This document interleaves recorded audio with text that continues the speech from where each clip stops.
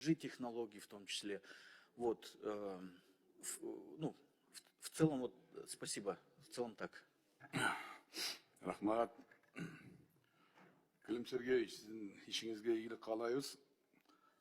Бізде мыйзам бар да, біз 23 жыл қабыл алған мемлекеттік тіл жөнінде. Şu мемлекеттік тілде үйреніп, мындан кейін жұмысымызда мемлекеттік тілді қолдансаңыз. Учу, сейчас учу. Анан мынау жасалма интеллект деген өтө bir жағынан аябай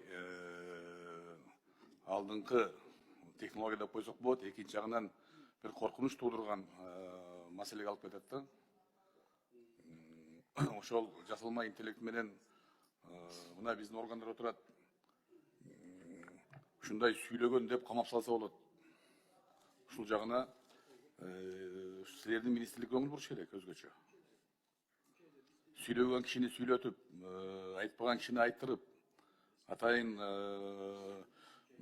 муну көп ушул террористтер колдонушу мүмкүн, адамды атайын ушул каматыш үчүн колдонушу мүмкүн. Биз өзгөчө ушул жагын эске алышыбыз керек. Мен ойлойм, силердин министрлик ушул маселенин бардыгын биздин укук коргоо органдары менен биргеликте. Укук коргоо органдарында ошондой атайын отделдер ачылыш керек.